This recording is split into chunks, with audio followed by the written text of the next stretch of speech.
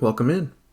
I'm G from the Knowing Rootbiters, and today we're here with another Spirit Island co-op spirit guide for Vengeance as a Burning Plague.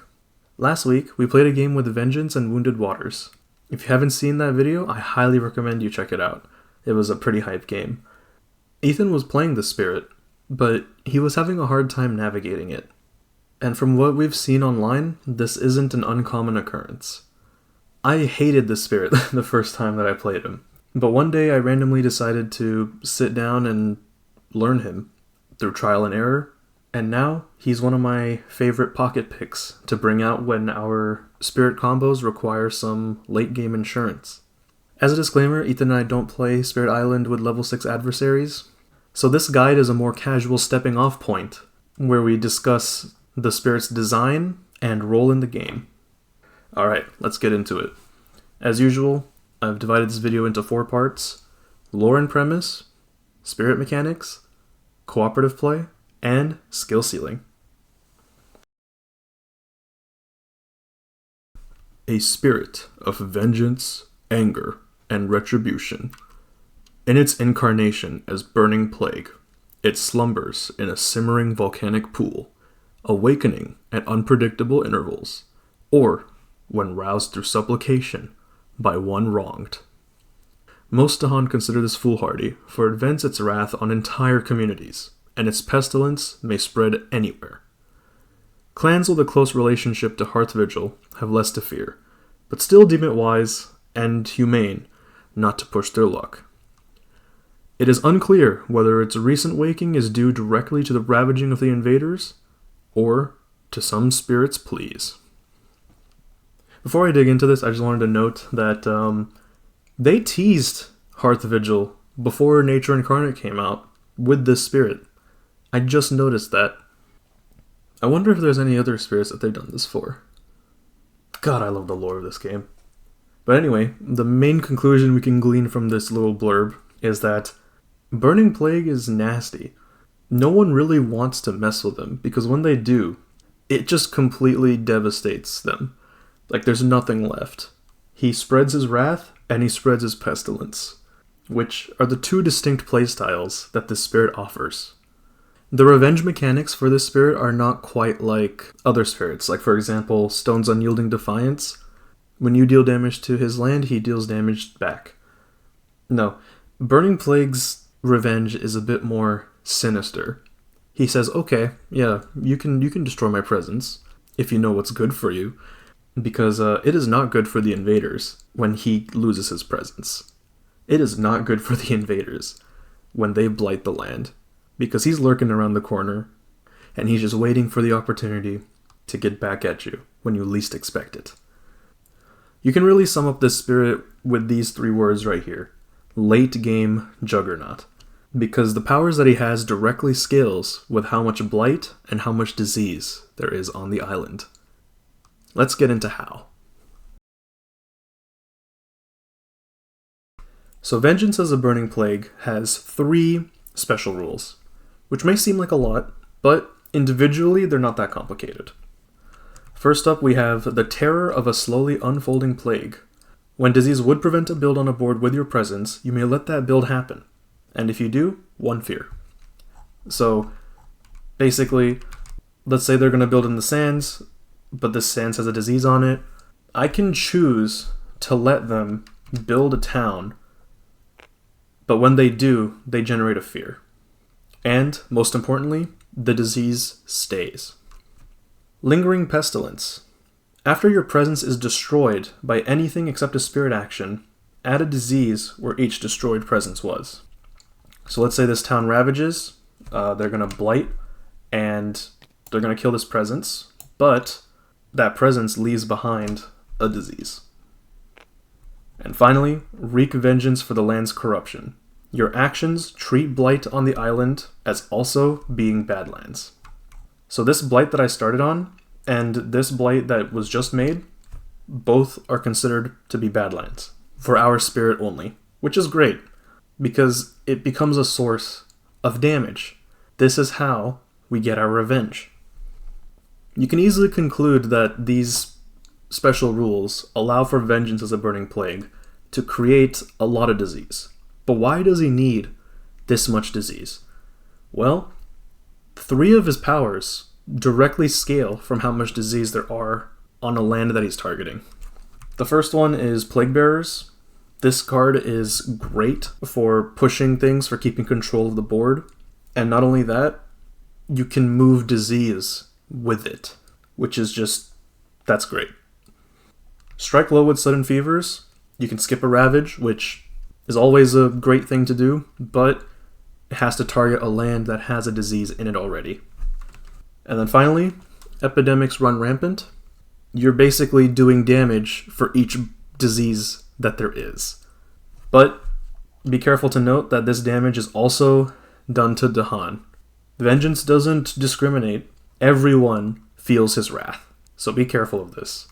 Now, as for treating Blight as Badlands, this is great for the other 2 powers that Vengeance has. Savage Revenge, which is just 1 damage at the start, but obviously with a Badlands that damage adds up to more and more damage, as well as with Fiery Vengeance, which is also 1 damage, but again, it builds up. Fiery Vengeance is, I like to think of it as a cannon. You gotta load ammunition, you gotta have a reserve of ammo, and that reserve is your destroyed presence. So with a lot of spirits, your objective is to stay on the island and have as much of a spread of presence as possible. But with Vengeance, you want to have presence that is already destroyed. In fact, one of the presences that you start out with is already destroyed, like it's not on the island. You know what's funny is it's probably that one presence that got destroyed that led to Vengeance coming out in the first place. That's how I like to imagine it anyway. Just to quickly go over what the growth options are for Vengeance. You have your Reclaim option, which also gives you a card and an energy. Not bad. You can add 2 presence at range 2 to any town, city, or blight. This is very flexible. You can, anytime you want to use Savage Revenge or Fiery Vengeance, this is the growth option for you. This is the one that lets you say, okay, yeah, I'm going to get on that land and I'm going to mess it up. Then the third growth option is more of a scaling growth, where you gain a card and add a presence and an energy. But in the late game, if you have no more presences to add, then you can start adding diseases as well. In fact, there might be some high-level optimal plays where you want to add a disease instead of a presence early. It's all going to depend on your playstyle, and it's all going to depend on how comfortable you are with the spirit. But before we get into cooperative play, I wanted to outline a build order that I have found to work excellently as a sort of general purpose guideline, especially for if you're new to this spirit. This is a very strong opener, and I'm going to get into it right now. I think I'm going to make this its own section in the video. That way, if you just wanted a quick explanation of how to open with the spirit, here it is. So turn 1, you go growth option number 3 to gain a power card and to add a presence, top track first. And then the card that is always the best to play right here, because you have 3 energy, you have energy to spare. You should play Fetid Breath Spreads Infection. Now for the card option that you pick, it's going to depend on 2 very important things. And those 2 important things are your innate powers. Do you want to use Epidemics Run Rampant right away, or do you want to use Savage Revenge? Obviously, you're not going to activate them this turn, but you can activate them next turn. I'll explain how. When you pick your card, you're going to want to pick the card that has either a fire or an animal in it. If you get unlucky and you don't have any card options with any fire or animal, then it's going to be a little bit difficult, but in all likelihood, you will probably get a card with at least 1. Honestly, if you don't get any fire or animal, just take a card, just use it next turn, and then swap it out for a major on the turn after. But yeah, we're going to do this build order assuming that you find a card that has either fire or animal. So if you pick fire, then next turn, you're going to want to uncover this track. If you pick animal, then you're going to want to uncover this track. The reason for this is these innates require 3 of that element. So those 3 would come from this and 2 from your cards that you play next turn. So in this scenario, I would take Fire in the Sky because it feels more aggressive. Yeah, that's my reasoning. Oh wait, no, it requires a Sacred Site. Yeah, I don't recommend making Sacred Sites with Vengeance as a Burning Plague. He doesn't really need it, so I goofed. But you know what, we're just going to roll with it. Okay, so now that you have your Call to Isolation, which gives you an animal, for this turn, when you resolve Fetid Breath Spreads Infection, the disease placement is very important. You're not playing this card to prevent a build with the disease. You're playing this card to give yourself the ability to play the other powers that require a disease. So if you want to prevent a Ravage, you can throw a disease onto that land and then play Strike Low with Sudden Fevers. If you want to move stuff that could be problematic, you can use Plague Bearers. Or if you want to do damage on fast somewhere, then and you have Epidemics run rampant, in this case I do because I have the animal for it, then yeah, those are the considerations you want to make when you're placing this disease on turn 1. Now, for turn 2, you're going to do growth option number 2, and you're going to play whatever card you just got. And because this card is animal, we're going to go for the animal there. You're always going to want to get this 2 card plays there, so that you can also follow it up with another one of these cards. Since both of these have both fire and animal, you can't go wrong with either. Generally though, I find that Plague Bearers leads to more proactive decisions that you can make. So I like to go Plague Bearers. And so now on turn 2, we have Epidemics Run Rampant, the first effect, and we have these minor powers that we're able to resolve. Now, if you did have, let's say, a card that gave you fire instead of animal, you would instead go here. And that would let you play Savage Revenge, which is also great on turn 2 if they build in a land that you're on that's also blighted. It's a very niche scenario, which is why I like Epidemics Run Rampant more, if I can. But regardless, after you play out this turn, turn 3 is more of the same. You're going to do the same growth option again, and then you're going to get this animal unlocked. And then from here, taking this doesn't really give you anything, because at this point we would be out of card plays. So I like to go here to get the energy that we want, and with both Strike Low with Sudden Fevers and Fiery Vengeance, you would be able to play Savage Revenge as well. The turn that you play Fiery Vengeance and Savage Revenge, that's a good turn. That's a turn where you're going to do damage. Once you have done all that, on turn 4, you're going to go with growth option number 1, reclaim all your cards, and this is when I would recommend gaining a major power. And if you want, you can forget the minor power that you gained, but me personally, I like to forget Fetid Breath Spreads Infection. At this point, 2 energy for 1 disease is not worth it anymore. And with all likeliness, you'll probably get another cheap major power that does damage and or does disease. Hey, look at that. Bloodrack Plague. That's great. We'll just take that. And then at this point, I think you're pretty much all set up to play however you want. Just keep leaning into that element that you picked at the beginning. For example, with Bloodrack Plague and with Plague Bearers and one other animal card, I'm able to get the second effect, which is 2 damage per disease, which at this point in the game, there should be a good amount of disease. I'll talk about this more in the skill ceiling section, but at this point in the game, you should have a lot of destroyed presence, because that is the most efficient way to get disease and blight on the board. Just throw out any presence onto a land that's going to get ravaged and is not going to cascade blight, and that's almost always going to be the correct play. And with that, let's move on to cooperative play.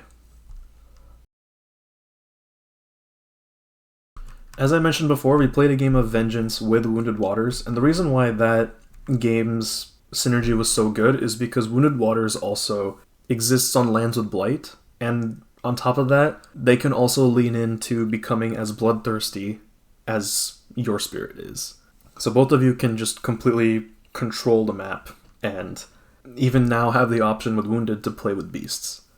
I think the best spirits that you can play Vengeance with are the ones that don't mind blight, and in fact encourage you to just completely wreak havoc. Like, all these spirits that don't really care about Dahan and just do a lot of damage, like Relentless Gaze of the Sun, Volcano Looming High, Wounded, Stone's Unyielding Defiance, Lightning Swift Strike, you're gonna have a good time. I think Volcano Looming High and Vengeance together are an iconic duo because they both really don't care about Dahan, but they can do a lot of damage in any land regardless of what's on it. Though they both do kind of suffer from range issues if the way that you play Vengeance is reckless. Like, I think that's one of the most important things, is you can play Vengeance as a Burning Plague, like, okay, I'm going to put my presence there so that it can die and become a disease. And that's great and all. But if you're playing with a spirit who can't reach certain lands, and they're kind of locked into certain lands, like Ocean, for example, then recklessly losing your presence may not be the best idea. You might want a couple hotspots so that you can exert your dominance of that area and not just one single area. Another thing about Vengeance is, yeah, they do have a good amount of damage, but it kind of has a cap.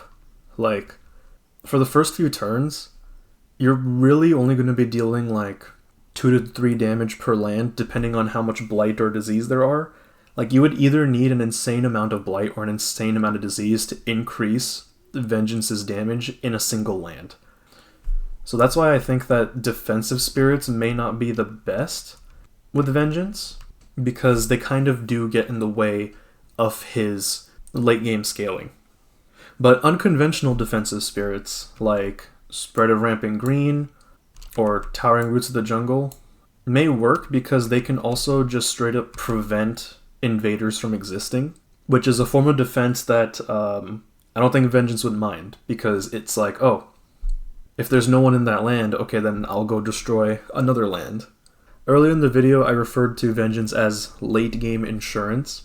If you're playing a 2-player game, I recommend playing Vengeance with a spirit who is also actively like okay with you just sitting back and waiting for things to get messed up before popping off.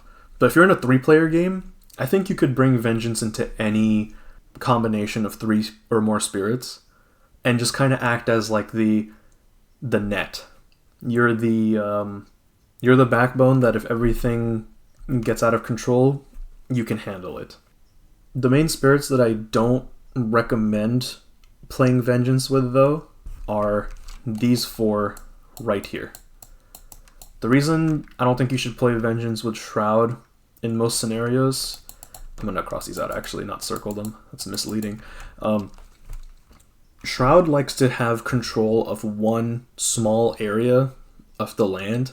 And if you're ever like in that area, so what happens with Vengeance is you're going to kill everything on your land, and it's going to be like, oh, okay, I'm going to move over to your land. And Shroud is going to be like, no, stay out of my land, because you're going to kill my presence, and I don't have anything for you. You're just going to take away the mist and kind of grief my plays.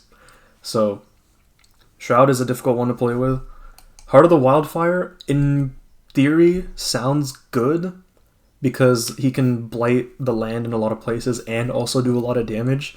If you can end the game quickly, then it's great. But otherwise, the extra blight being added to the island can quickly become a liability and may even be too much for Vengeance to handle. Remember, Lingering Pestilence does not happen if the presence is destroyed by a spirit action. Finally, Keeper of the Forbidden Wilds and Sharp Fangs Behind the Leaves. These are 2 spirits that really, really, really don't want blight. They don't want blight anywhere near them, otherwise they can't play the game. Not that you're creating blight in the same way that Heart of the Wildfire does. It's not easy to justify. I'm going to let this blight. Because eventually Keeper of the Forbidden Wilds wants to finish his wall of presence. And Sharp Fangs wants to have as much beast mobility as possible. And them doing those things, you accommodating them for those things, actively weakens your spirit. By extension, I feel like that could tie in with Serpent as well. The thing is, though, that Vengeance and Serpent are not all too dissimilar.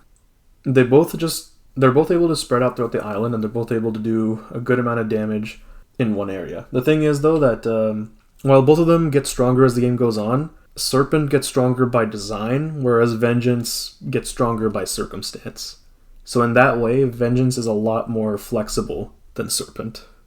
Also, I know that the lore mentioned Hearth Vigil, but in the same way that Spirit Actions don't allow Vengeance to create disease, Spirit Actions also don't prevent Hearth Vigil from proccing Fortify Heart and Hearth, where Dahan can't be destroyed.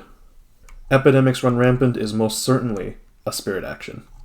And with that, I'm going to end this section with what I think is objectively the most goated duo that you can play with Vengeance, and that is Rising Heat of Stone and Sand. I've had this opinion for a very long time, and you've probably heard it on stream or in a video before.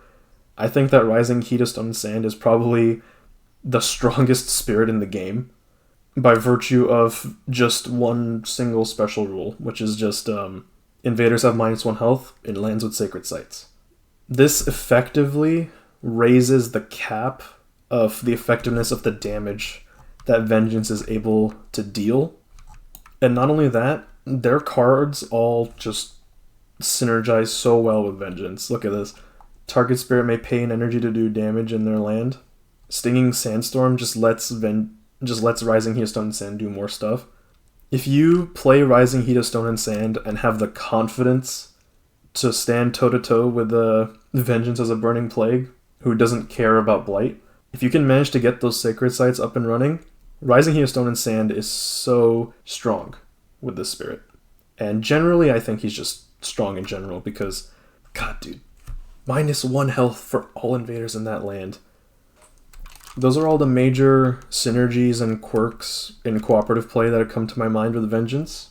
If you have any more that come to mind, feel free to comment down below. I'd love to read them. With that, let's get into skill ceiling.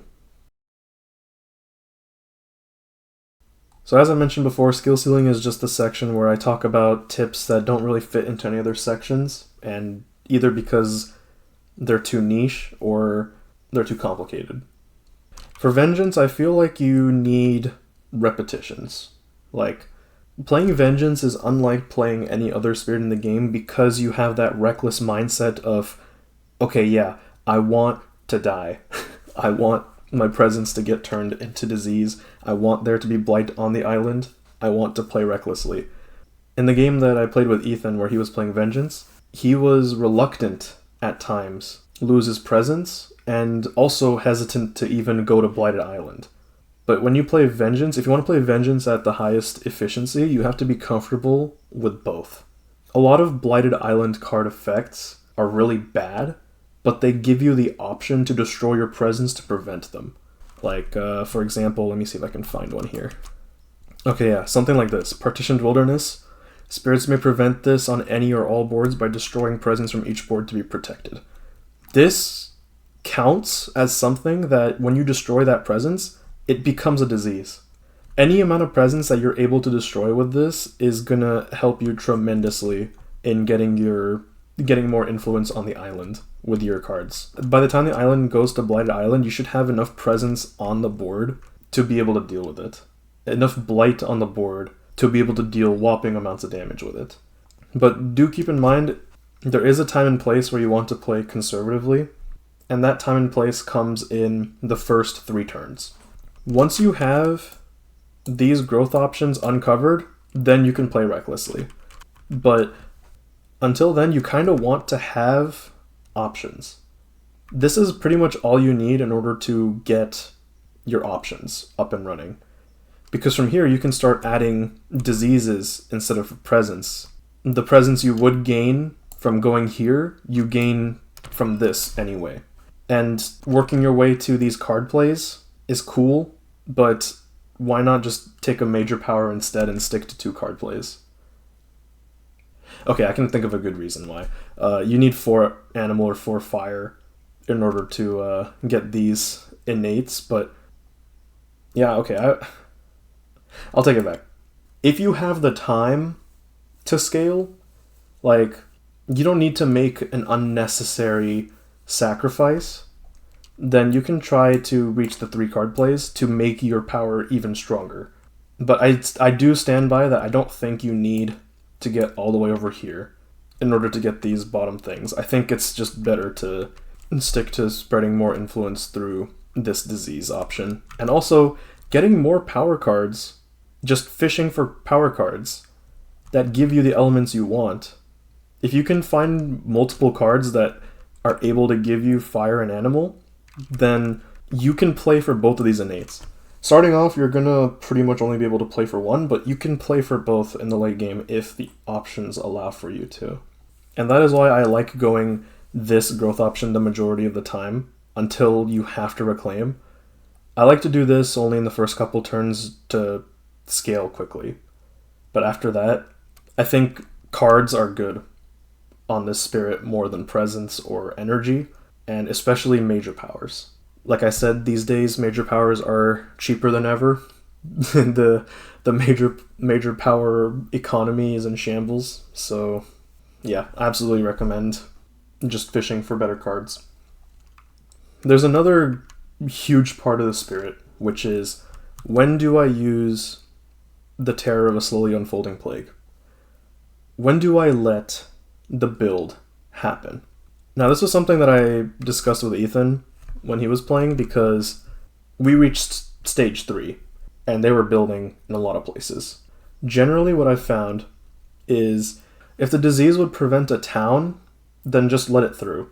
Like, if it's only an explorer and that explorer is producing a town, just let it through. If the land already has a city and it's making a town, just let it through. Not if it already has a town and it's making a second town. Then don't let it through, because that's a lot of health. I would say if the island has 1 or less towns or cities, then let it through. The rare case where you would want to let it through even if it has more than that is if you have the AoE to deal with it. Like, if you manage to find a card that says, oh, damage to each invader, then yeah, go ahead and let as many builds through as you want. But other than that, I think, like, over here, I built here in the land that only had a city. That was good. But I wouldn't want to have a second town. I would rather just use the disease to prevent that. And yeah, 1 fear does not seem like a lot, but it adds up. Consider it like this. Destroying a town that you let through generates not 1 but 2 fear. Yeah, just in general, use the terror of a slowly unfolding plague if there's only 1 building or less, or if you have AoE.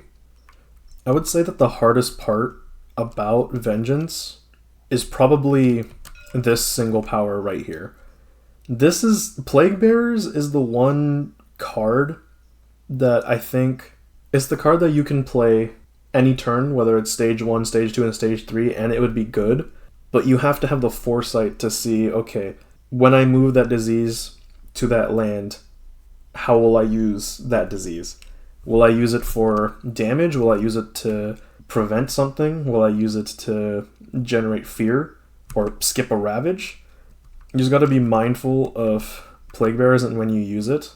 One thing that I have not actually been able to do all too often, but I think is something that you should keep in mind, is this is also Dahan mobility. Earlier I was saying, like, yeah, no, try to stay out of lands with Dahan, but you never know. You could have Dahan come onto your land because you're playing with a Thunder Speaker or an event caused it.